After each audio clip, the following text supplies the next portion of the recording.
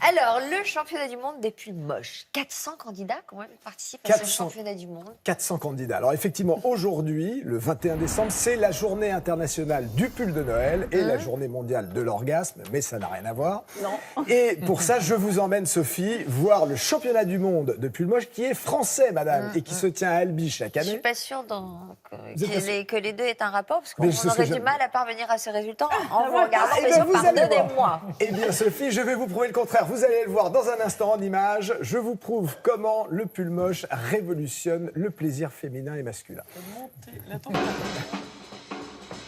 Pascal, Michel, Bruno et Franck sont champions du monde. Champions du monde par équipe 2017 de pull moche. Et cette année, après avoir tricoté sans relâche avec leur maman, ils vont au deuxième championnat du monde de pull moche qui se déroule à Albi, bien décidés à conserver leur titre face aux 400 participants. Pour gagner le championnat du monde du pull moche, je conseillerais de chercher dans les placards des grands-parents pour trouver des pulls des années 80 ou trouver une tricoteuse qui vous fait un pull complètement ou alors customiser votre pull. Je pense que trouver un pull dans le commerce, c'est prendre le risque de retrouver pour le concours quelqu'un qui a le même. Donc du coup, pour gagner, c'est foutu. De la fantaisie, des lettres qui clignotent, des motifs kitsch et beaucoup d'humour décalé, voici les ingrédients de ce championnat du monde ouvert à tous.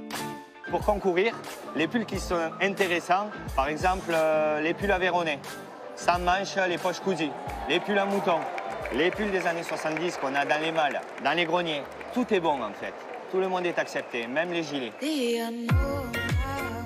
On est venu participer parce que c'est les seuls championnats du monde qui sont à notre portée.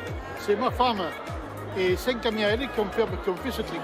Moi aussi, il n'est pas à la main, mais il vaut 2,50 €. C'est ma grand-mère qui a tricoté le pull pour nous, il y a 50 heures de travail. C'est ma mère et une amie à elle qui ont récupéré des vieux pulls et elles l'ont customisé. C'est une tradition avec les copains depuis l'année dernière, donc voilà, on a remis ça parce qu'on a passé une super bonne journée ici.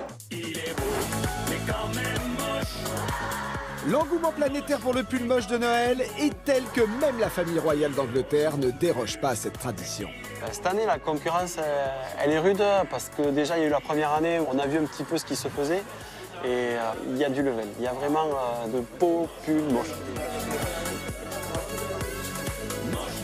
Si je dois donner un conseil pour quelqu'un qui doit venir concourir l'année prochaine, c'est de commencer à bien réfléchir au pull, à commencer à fouiller, à commencer à chercher les petits objets pour les accrocher dessus, l'éclairer.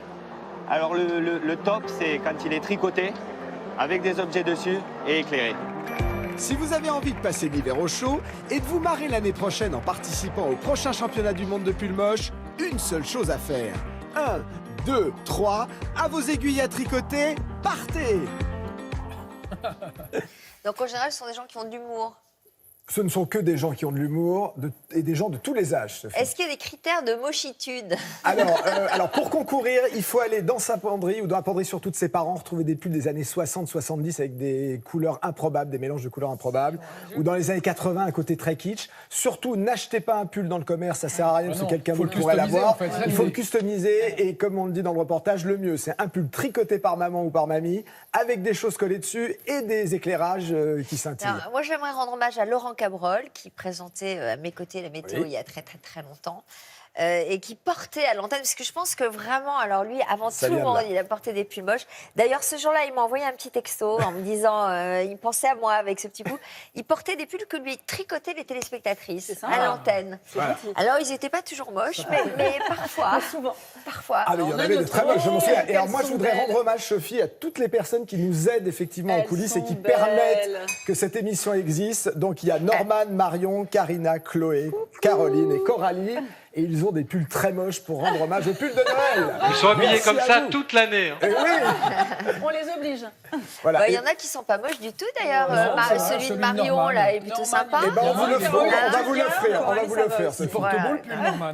Non, mais vraiment, Sophie, je vous invite l'année prochaine à aller à ce championnat du monde. C'est vraiment génial. Ok.